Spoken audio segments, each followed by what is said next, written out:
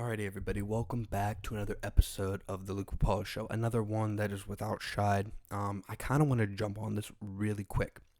So, over the weekend, I should say, Drake and PartyNextDoor dropped their long-anticipated collab album called "Sexy Songs for You," and wow, I did not expect it to be 21 tracks. I know they did release the specific amount of songs that were going to be on the album a couple days before it came out, but we're just going to get down to a review. I don't really do reviews much for songs, but I felt like this was necessary because of all the controversy surrounding it with the whole Kendrick beef that's still in the air, and right after the Super Bowl, and he obviously drew some jabs, threw some jabs at Kendrick on the album, and overall there was a lot of controversy surrounding it.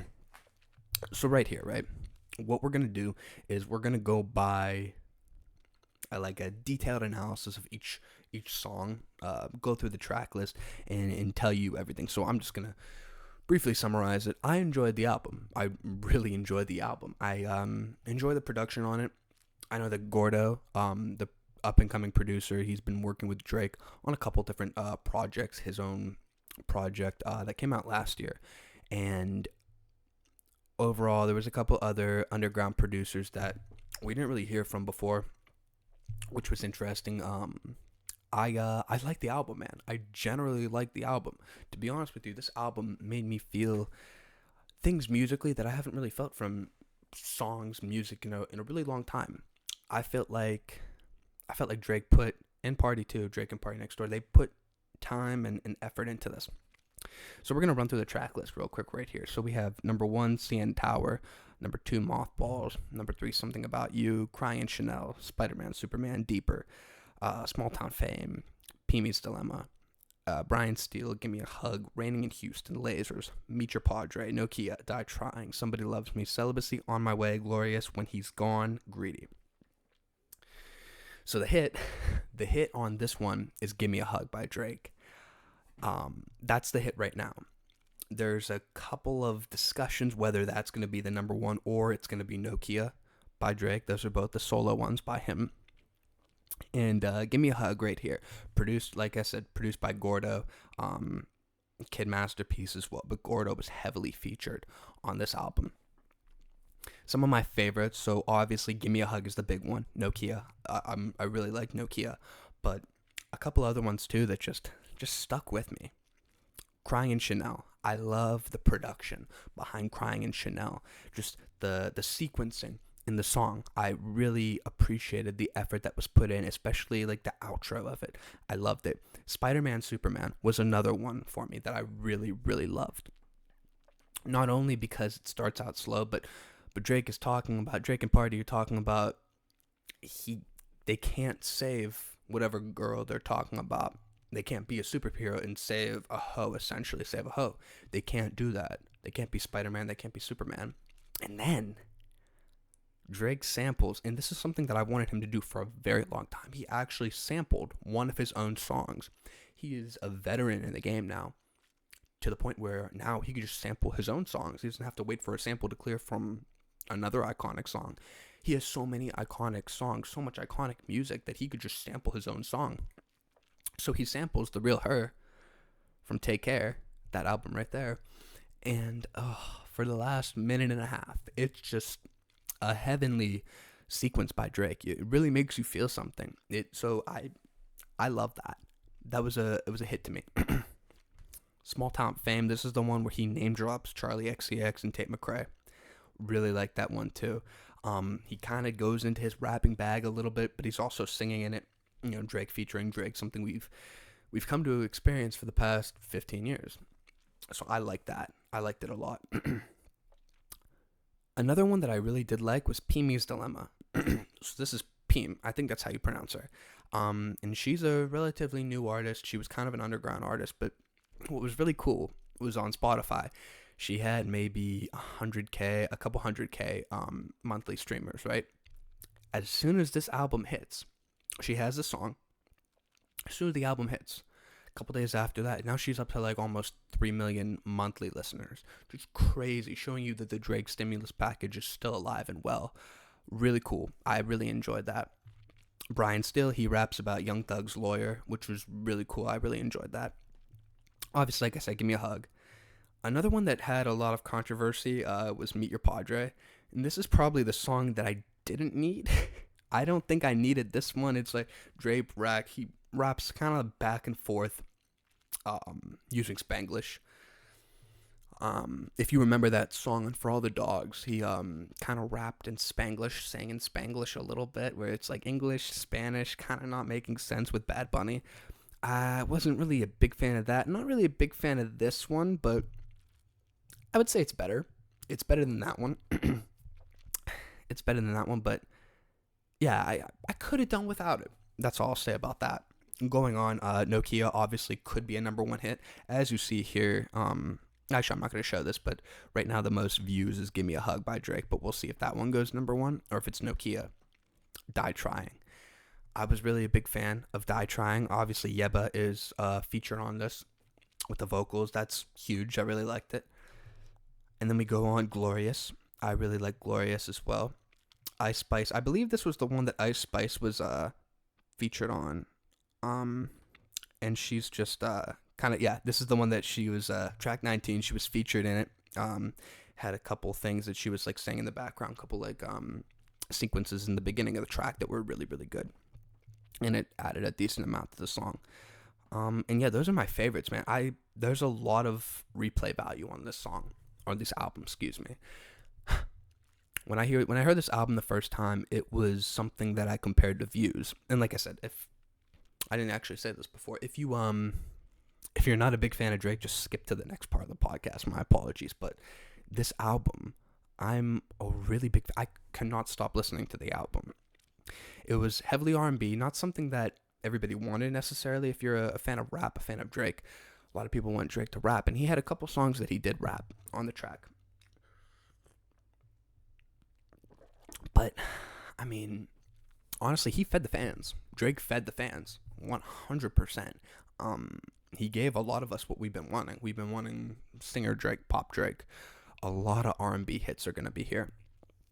Dropped it on Valentine's Day, and that's also something that I wanted to briefly touch on, fellas.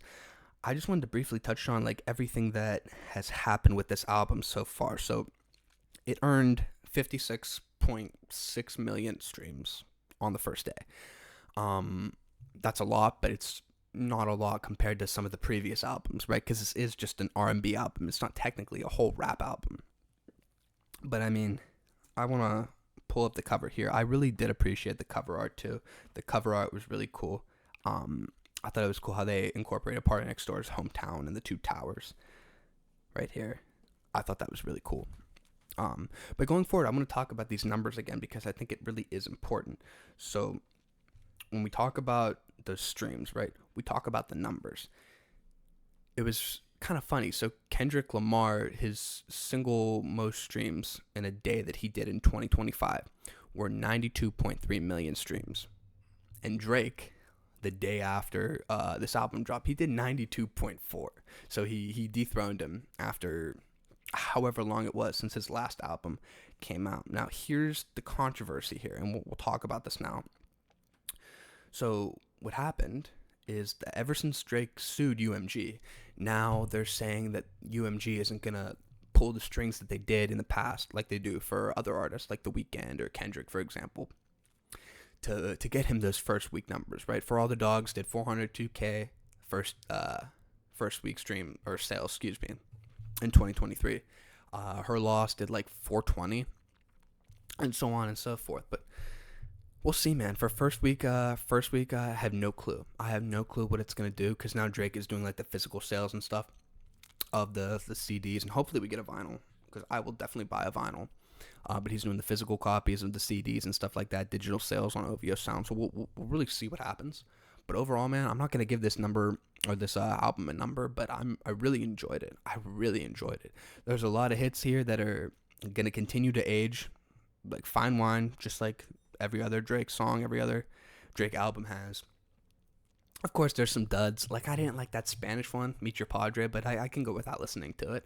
Maybe if, I have a couple drinks in me and it's on, I'll obviously vibe to it, whatever. But it's not something I'm going to go back to. Largely, though, I will say a lot of replay value on this album. And I don't usually review music, but I'm a large Drake fan, as you could tell. So it is what it is.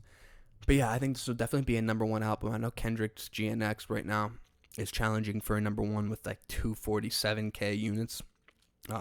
In the week now. Today is the 16th. This will come out on the 17th, but we'll see what happens with that. But I don't know, man. It's just a very enjoyable album. Very enjoyable album. We got rap Drake. We got singing Drake. Anything you can ask for. So I'm very happy with it. And yeah, let me know in the comments what you guys think. So it's yeah, people are shitting on it, but it is what it is, man. What are you gonna do? I liked it. You don't have to like it. I'm not forcing anybody to watch it or listen to it or whatever or like it, but these are just like his regular numbers. It's crazy. It's crazy. We'll see what happens. Anyway, we got lots to talk about. Always lots to talk about here. And ironically, I'm going to do another review. So Captain America 4. Captain America Brave New World has been at the center of a lot of controversy lately. And some of it is valid. There's a lot of reports that there were multiple reshoots. Unfortunately, a lot of people didn't want to see Anthony Mackie being the Captain America, because I hate to throw racism out there, but a lot of people probably don't like a black Captain America. But regardless, people have been hating on this movie, whether it's racial implications or if they're just saying like this thing was reshot so many times, continuing to doubt this film, okay? Well, Captain America Brave New World, I saw it, I'll give my thoughts, but it opened to 192.4 million at the worldwide box office. Listen to this is important. The production budget was 180 million. This film defied the odds. People were saying, go woke, go broke. It wasn't a woke film. Like I said, I'll give my thoughts in a second. But this film defied everything. Also, to President's Day. It's tomorrow. You'll see President's Day. It'll be President's Day when you see this video. But right here, Captain America Brave New World is eyeing a 90 million to 96 million 4-day opening weekend. One of the highest President's Day weekend openings of all time. This film was not bad. People are shitting on this film online. This film is not as bad as people say. It got, last time I checked, it got a 51 on Rotten Tomatoes. And Rotten Tomatoes is always going to hate, but you have to check the audience score. That's really what it is at this point. But this film, I will give you a brief summary, a brief review of this film. So it's not this big like galaxy, like whole Marvel Cinematic Universe film. There's a cameo or two that are really cool. I just really enjoyed it. It was a grounded MCU film. It's not something that has a whole lot of plot, right? It's kind of the same plot that Marvel has done over and over again, if you think about it. But I think Anthony Mackie really carried the film. Obviously, he's the lead actor. He did very well. Portraying himself as Captain America made me believe that he was Captain America. Harrison Ford also did a great job playing Thunderbolt Ross. And then when he becomes the Red Hulk, one of my complaints though is that the Red Hulk was only in the film for like 9 minutes. It wasn't a lot. It was just that big ending sequence. And when you highly marketed the Red Hulk as somebody in this film that was going to be the big bad, and like on the posters, the trailers, I would have liked to see more of him. And it also didn't feel like the film was complete as well, but I'll get to that after. The leader. So the leader's obviously in the film. He's not shown in the film. We're not going to show him here. But it's hard for me because as such a big comic book fan, as such a big Marvel fan, I want to see the characters look comic book accurate. And the problem is he did not look comic book accurate. I think of the leader's design in this particular movie to the Robert Pattinson Batman universe's Joker, who they kind of took liberties with trying to make him different than the previous ones, right? Jared Leto, Heath Ledger, whatever. But that really didn't, people didn't like the design per se. It was a new take, it was different, but the Joker's been done so many times. And you could pretty much make him look comic book accurate in real life. But for the leader, he didn't look comic book accurate, and it wasn't as bad as MODOK did, or they did MODOK with Ant-Man 3. But it wasn't the best. And also, too, the leader, he wasn't really proven to have been a worthy adversary. The most he does is he kills one of the, I'm not going to spoil it, but he kills one of the characters. He's like a side character, not a main character in the film, but somebody that's kind of important, and kills him. But you don't think of him as menacing, you don't think of him as smart. All of his, like, he's supposed to be super intelligent because of all the gamma radiation it went into him, and it made his brain huge. And his brain's not that huge in the film. He doesn't look great. And none of his plans, he's supposed to be this smart guy, right? None of his plans go through, really. The only thing that goes through, to spoil a little bit of the film, is showing the world that Harrison Ford is the Red Hulk, which, you know, he did that. But he like, all these probabilities and stuff that are mentioned about his character, what his character says, it doesn't happen. Bright spots. Like I said, I really liked Anthony Mackie's character. When he played Captain America, I thought he did a great job. Harrison Ford was really good as the Red Hulk. Like I said, would have loved to see him more, but it is what it is. The CGI is not bad. Like, the CGI is not as bad as people are saying. They're just loving to hate on the film for whatever reason. Captain America himself, original Captain America, Steve Rogers, Chris Evans, not in the film. Which nobody was expecting him to be in the film. But it was enjoyable. Now, the movie theater I went to, the audio was shit. The sound was shit. We went to a different theater. Go to a big chain movie theater. You'll enjoy this film. You will really enjoy this film. It was enjoyable. For me, I give it like a 6 out of 10, right? It's not something I'm going to go watch back, but it's a grounded MCU film, and it's fun. You could get lost for 2 hours. It's a fun film. I enjoyed it. I really did. Would I watch it again? No, but it is not as bad as people are saying. Other bright spots, right? I liked seeing the explanation for why Harrison Ford became the Red Hulk. And you also, too, you don't, from whatever other actor played Thunderbolt Ross in the past, like, you don't feel like there's a giant, like, change. It doesn't feel like, it feels like the same character. It truthfully does. There's a little bit of retconning, there's explanations. It's fun. It's a fun film. You'll enjoy it. One other thing that I kind of did feel like I was not a fan of, and this is the biggest thing, it didn't feel complete. When the movie was over, you kind of didn't feel like there was like a final resolution to the film. Obviously, there's a tie into Secret Wars, and I'm not going to spoil it for that. It's small, it's minute. But you didn't feel like the film was very complete. It didn't feel like there was like a final ending. I would have also liked to see the Red Hulk be more menacing, be more powerful. Obviously, the only reason that he, not to spoil the final ending, but the reason he doesn't kill Captain America, Sam Wilson Captain America, even though Captain America, Sam Wilson, doesn't have the serum, is because he is able to find it within himself and try and be better for his daughter, to repair his relationship with his daughter, right? We're not able to see Red Hulk on full force. Although some of the stuff that he did was really cool. Like, he did the Hulk clap, which was huge. But the special effects weren't bad. CGI wasn't bad. CGI, to my analysis, was pretty good. So that's what I'll say. I wish we saw the Red Hulk longer. I wish we saw more of what he could do. And I wish the film was complete. But don't let the internet sway you. This is a fun film. Go see the film. You'll enjoy it. If you have nothing else to do, President's Day today, when you see this, go see the film. It's a good film. You will really enjoy it. And it's outperforming what everybody's thinking. So please, like, go see the film. You will have a good time. You'll have a very good time. Alrighty. To transition. Right-wing media is going completely ham today. And one of the reasons is prominent right-wing commentator Ashley Sinclair announced that on Valentine's Day, she has a kid with Elon Musk, and the kid's 5 months old. And so now she's crashing out because Elon Musk, I guess, is not talking to her, is not communicating with her at all about this child. And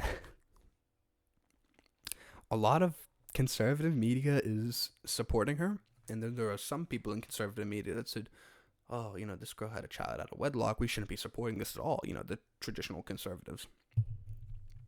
So, right here, I'm going to show you guys a couple of tweets. We're going to screenshot a couple of tweets. And we're really going to look at this because this is an interesting crash out. Something that nobody would have predicted, right? So here we go. So this is from Ashley Sinclair. She's replying to Elon Musk's one of his tweets. She goes, Elon, we have been trying to communicate for the past several days, and you have not responded. When are you going to reply to us instead of publicly responding to smears from an individual who just posted photos of me in underwear at 15 years old? So that's crazy. So I guess we kind of already knew Elon was a piece of shit dad. He's got 14 kids now, 13 kids now with 4 baby mamas.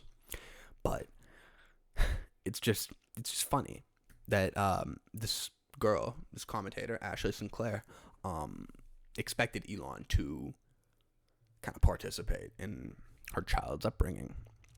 She continued on, it's interesting that Elon is responding to this clearly in jest screenshot that was discussed with his team months ago in a documented call. Now he decides to respond to it publicly from an account that posted underage photos of me, as if he wasn't asking me to have more children last week. Whoa. I would like to take this offline for our child's sake and have been attempting to for 4 weeks. So that's interesting.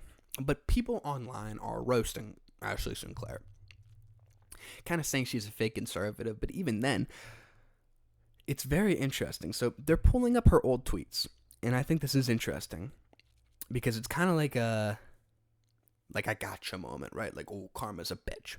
So right here, this is another tweet from Ashley Sinclair. This was back in 2020. She goes, before the idiots start thinking I'm advocating for killing children and men, not paying child support, I'm not. My point is that if a woman gets to kill a fetus because she doesn't feel like having a child, a man should be able to opt out of paying if he doesn't want the child. And so clearly Elon does not want this kid. From what Ashley Sinclair has been airing all of her dirty laundry out in public, clearly he does not want this kid at all, right? And so it's just funny for the clap back, and there's people online like Mike Cernovich saying, oh, you should be celebrating this, but it's just funny how conservative media like these e-girls and this fake conservative media maybe, they're kind of switching up. Here's another one, okay? This one's very interesting. So here's a tweet. It says, in a recently unearthed deleted tweet, Ashley Sinclair can be seen as far back as 5 years ago, plotting how to get impregnated by the richest man in the world, Elon Musk. She is now his 4th official baby mama. Here's the tweet. It's right up here, okay? It's a little bit small. I need it to get Elon Musk's attention for a marriage proposal. Please, Greg. Greg goes, he's got a kid with a woman already. Seems unlikely to work out. Ashley goes, well, he actually has 7 kids and goes through women pretty fast.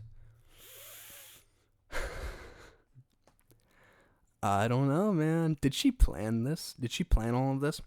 That's what I really want to understand. Did she plan to get pregnant with Elon Musk's kid? Maybe. I'm trying to find one more tweet. Here we go. So this is, as you can see, this tweet, this is a picture of a tweet from Ashley Sinclair, and it has Elon Musk in the background. It says, Kamala can't help herself from bending over for a man to get ahead. And it's just so funny because now Ashley Sinclair is going to be worth millions, probably billions of dollars, right? Elon's the richest man in the world. She's probably going to be worth billions of dollars now. So it just comes to show you, don't put your faith in political commentators, online people, journalists. Don't put your faith in me. If you want to subscribe to the show, I'm not going to stop you. But it's just funny because she's kind of going against the whole conservative movement, the whole conservative traditionalist movement. But there's videos of her from the past saying she's not really conservative. But it's really interesting. Did she plot to have Elon Musk's baby for 5 years? Because that tweet was back in 2020. Did she plot to have Elon Musk's baby for 5 years? Maybe. She might be a crazy bitch. We don't know. But it's very interesting. In the tea, she keeps airing her dirty laundry. I don't know, man. I don't know. one thing I do know is I'm glad I'm not her. Because, I mean, here's another one. Here's another tweet by her. We're not done. We're not done reading this. Here's another tweet by Ashley Sinclair, and I think you guys deserve to see this. I'm scrolling through everything. She goes right here. Vivek just called out the system for financially incentivizing single motherhood with 3 fire emojis. Ashley, you're a single mother now. I mean, this tweet was from August 23rd, 2023, so maybe she was not planning to get pregnant with Elon Musk's baby at that point, but maybe she was. I don't know. But, I mean, once again, like, it's just proof that people, whether or not you're on the left or the right, a lot of people, even in independent media, are still just saying things potentially to get clicks. They might not actually believe it. Ashley Sinclair has been talking about traditionalism for a long time and a return to traditionalism, mainstream conservatism to be traditional. And then she goes and gets pregnant with Elon Musk's baby. A lot of people online are shitting on her for having a baby outside of marriage. I'm not going to do that. I'm just going to keep talking about it and not really give my opinion when it comes to that. But it's very interesting. We will see what happens. We will see if Elon Musk decides to be a father. I don't know. But it's definitely a situation I'm glad that I'm not in. And so that's all I'll say about that. Bill Burr. We like Bill Burr on the show. Bill Burr is funny, pretty much. Used to be really funny, but now he's just funny. What did Bill Burr do? Bill Burr has been going viral recently for his stance on billionaires, and particularly the really elite billionaires, and he hasn't been mincing his words. So this is something that Bill Burr said about billionaires on his Monday morning podcast, and we're going to play it for you, and then we can kind of react. But here is what he recently said. People that are struggling out there because of these billionaires, and they got us all arguing liberal and conservative. We got to stop doing that. Like, I am so tired of hearing about people going to bed worried about what's going to happen next week. There is so much money in this country, and there's so much work being done, you know. And if you work a full week at a job, you should be able to pay your rent. You shouldn't have to go out and get a job and still be struggling. It's bad for the country, because then the kids don't see their parents and they're not getting the upbringing that they need. It's so these billionaires, they need to be put down, you know, like rabid dogs. They're like rabid with greed and just going out and just dividing everybody. Okay, so that's what he said. And so I actually have a nuanced take about this. So a couple weeks ago, I made a video talking about Bill Burr. He was on Jimmy Fallon, I think, or Kimmel. And then he was also on his podcast, and he was talking about how Luigi Mangione was a hero, and the death of Brian Thompson, the United Health CEO, is justified. And I came on here and I said, I don't think we should justify killing other people. And I kind of shat on Bill Burr. I still don't think that we should justify killing other people. I don't think justifying killing anybody is good. But over time, over the past month or so, I've really thought about this topic. And what Bill Burr said there, correct. Whether or not you're conservative or liberal, Democrat or Republican, these billionaires are pitting us against each other, whether it's in the media, how it's covered, or whether it's in the job market like he was talking about. Once again, I don't think that we should be wishing death on these billionaires, because they are people at the end of the day. But he was correct there. You shouldn't be working 40 hours a week, and maybe you work overtime because you already can't afford your bills. inflation created by the government, created by these billionaires who have taken jobs overseas. So now all these other companies, they do the same thing. All these billionaires that are controlling these companies take the jobs overseas where everything else is cheaper. And so now places like Ohio, the state that I live, the whole Midwest is unemployed. A lot of these areas that were once thriving, steel, glass, rubber factories, for example, all of these big exporters to every country in the world, now they do it overseas because it's cheaper, because there's no standard for work there. They don't have any conditions that, there's no standards for the workers. Here we have standards. Here we have all these things, protections for workers, unions, whether or not you have a good or bad opinion. We have these protections for workers. We have standards here, which is why our work costs more. It's common sense. But what Bill's saying is true. If you work all this time in this world, most likely you're not going to have time to spend with your family, with your kids. Kids are not going to be able to see their parents because they're working. And that's true. It's happening. It's real. Whether or not you're Republican or Democrat, this is true. And I agree, man. Now, when Bill starts talking about socialized medicine and Medicare for all, I don't know if I really agree with that. I'm not a big fan of socialism per se. Because if you think, there's that one story about the 500-pound rapper, right, Dank the Moss, who couldn't fit into a lift. Or maybe she could have fit, but the lift driver denied her access into the lift because she was really big and he thought she would pop the tires. Now that's kind of funny, but if we were to have Medicare for all, would taxes have to go towards her health care as well? Because she made that choice to, for whatever reason, she's 500 pounds. She did that. It was her fault that she got that. So are we going to spend all of this tax money on healthcare for her after she knowingly just ruined her body?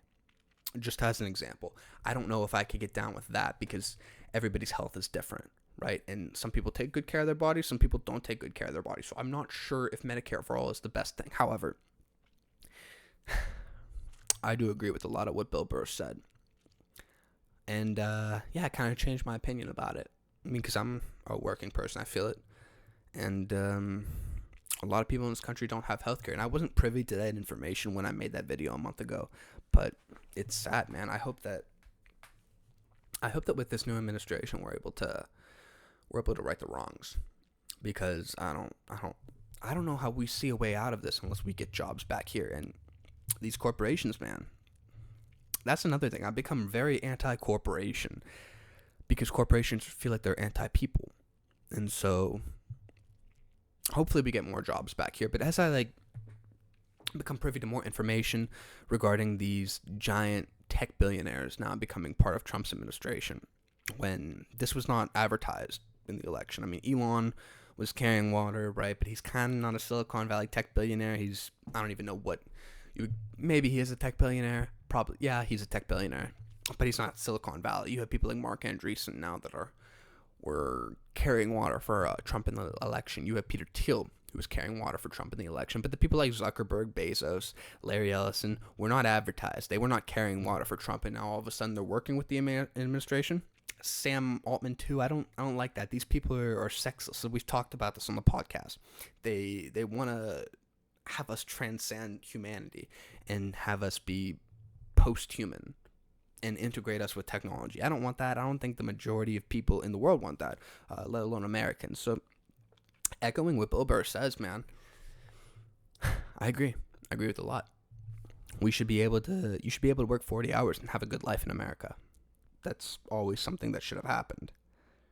I don't know. But, I mean, continuing on, right? We're talking about politicians, right? Here's a former politician that kind of went off on the Democrats a little bit. So this is Tim Ryan. And Tim Ryan actually used to represent my district, believe it or not. Tim Ryan's a former Democrat, and he tore into the Democratic Party. There's no other way to describe it. Tore into the Democratic Party because he was talking about RFK and talking about how the Democrats refused to have an open primary for the presidential candidate and how they refused to have RFK in that primary. and he's claiming to revere the Kennedy family here. Honestly called out their own hypocrisy, right? Because now all these Kennedys are coming out, RFK siblings, cousins, family members, right? And they're all shitting on him. Most of them are shitting on him because he's working with Trump now. And Tim Ryan just kept talking about how they're shutting down the debates, right? They've moved the primary to South Carolina. How does RFK not get in a Democratic Party debate? And he's just talking about it, and he left Bill Maher stunned. So we're gonna play this for you. I really want to play this for you, and I'm not a huge fan of Tim Ryan, but I really appreciated the sentiment here. I really appreciated his words. Like I said, as somebody that used to represent my district, I thought it was cool. So we're gonna play what Tim Ryan said about RFK, talked about on Bill Maher, and yeah, here we go. There was not even going to be a conversation for who was going to be our nominee in the primary, right? They shut down the debates. They moved the primary to South Carolina. There was no. Right. How does Robert Kennedy, Bobby, the original, right? How does his son not get in a Democratic primary debate? How do we as a party say we idealize the Kennedys, and that's the standard of which we all kind of have set for us as a party, as a country. Well, he's in the administration now. Well, I know, but that shows what the Democrats have done. They don't want to have any conversation about some of this stuff. And, you know, again, has he said a lot of nutty things? He has. He's also a guy who takes the plastics thing a little more seriously than anybody I've ever seen in government. Yeah. There was not even going to... That's the truth. Regardless of what you hear about RFK, right? When you watch his interviews, when you watch what he says, you can't deny that he wants to help people. And there's a lot of problems in this country that the Democratic Party, like Tim Ryan said, I mean, they don't address. Right now they're focused on identity politics. And listen, the right has been too, but with this administration, there's been so many executive orders that the Democrats can't keep up. It's been something like 200, it feels like, maybe a little bit less, maybe a little bit more. But so much radical change happening, and we need radical change. But the question is what Trump's doing now with Tulsi Gabbard, RFK, Pete Hegseth, Marco Rubio, J.D. Vance, the bunch, Elon, is the radical change that he's putting into effect good radical change or bad radical change? We will find out. We'll find out. I carried the water for Trump too. Shide and I were on this show carrying the water for Trump during the election and then after the election. But post all that happening, there's a decent amount that I don't like. I think we're going in a good direction, our country, but there's a decent amount I don't like. Like, I don't like all this partnership with Israel. I don't like all this support for the killing of innocents. I just don't. I don't think we should sell or give them our weapons. I don't want to give them more money. There's places in this country, like I've said, we've echoed this and we're going to continue to echo this. There are places in this country, California, North Carolina, East Palestine, Ohio, for example, Flint. We can just continue to go on that need help. Baltimore, what are you doing for Baltimore? These places need millions of dollars, right? Maui, disaster relief, or just in general, help the community out. Do something, stimulate the community, give them jobs, give us jobs. But it seems like they care about Israel and Ukraine. I feel like that thing's going to end, right? That disaster, that war is going to end. But it seems like they care about Israel a lot more than they do our country. So I hope that changes. So good for Tim Ryan for calling this out because, like I said, not a huge fan of Tim Ryan, but he's out of politics now, so at least he can relatively be honest. Yeah, that's all I'll say about that. We're going to continue to talk about Bill Maher. So Bill Maher had Kid Rock on a show, and it was kind of funny because it turned out that Kid Rock was praising Kendrick Lamar's Super Bowl performance. And Bill Maher, I don't think Bill Maher thought this, and maybe this was a joke that Kid Rock was telling, but if so, it kind of went over everybody's head. But listen to this. This is kind of an odd interaction with Kid Rock and Bill Maher, and they seem friendly on the show. They're friendly in this interview, but it's just interesting, so let's give this a play. On the bringing people together part, I mean, you have a song called My Kind of Country. My Kind of Country has room for Trump and a JFK. That's the first line. Right? Had I known, I would have said RFK. Is that the last Democrat you liked? No, I mean, my whole business is Democrats. I mean, so to speak. Not my whole business. You know, I live in Nashville now, but that's the world I've operated for years and years. I mean, half my band's, you know, liberal, or gay, or black, or this. Like, you know, it's like, we have one of the most diverse bands out there, not because of any of this DI shit, just because they're the best at what they do, and we all love each other and get along. Right, and I mean, you played the inauguration. Didn't Nelly and Snoop play that too? Yeah, I believe they did. But remember, I also played Barack Obama's inauguration. Oh, I didn't remember that. I didn't vote for him. I played for him at the Kennedy Center, you know, this, that, and the other. I'm like, everybody's just got to calm the fuck down a little bit. You know what I mean? I'm not gonna lie. I thought this was a different clip, but that's surprising too. Here's the clip that I was talking about regarding Kid Rock and Kendrick Lamar. This was the epitome of DEI. Like, this was the epitome of DEI blowing up. Because, you know, the NFL was all this DEI and racism, all this stuff. They got Jay-Z in their book and this, and like Kendrick Lamar goes out there and basically turns DEI into an IED. It's like, it's all black people, or all people of color, speaking to his crowd in the hood, black people. It was like the most non-exclusive, or the most exclusive thing ever. And I'm like, fuck yeah, that's awesome. I'm laughing my ass off. See, Bill, he doesn't really know what to say here. Was this a joke that Kid Rock threw out, or was it like serious? I don't know. Okay, so that's that. And like I said, I apologize for that first clip. It wasn't exactly what I thought it was going to be, but nevertheless, right? So Kid Rock, was that kind of a racist rant too? Did he kind of go on like a racist rant? I don't know. But back to that first clip that he was talking about. He said he doesn't care. He wants the country to get back to like normalcy. He said he performed for Obama and Trump. It doesn't matter to him. And I kind of think that the tribalism is going away in American politics. I generally think so. With this whole election, everything after that, it feels like there really is a unity thing kind of going on in the government. Now, they're going to have their spats back and forth, right? You have Republican congressmen, congresswomen going back at Democratic congressmen, congresswomen, right?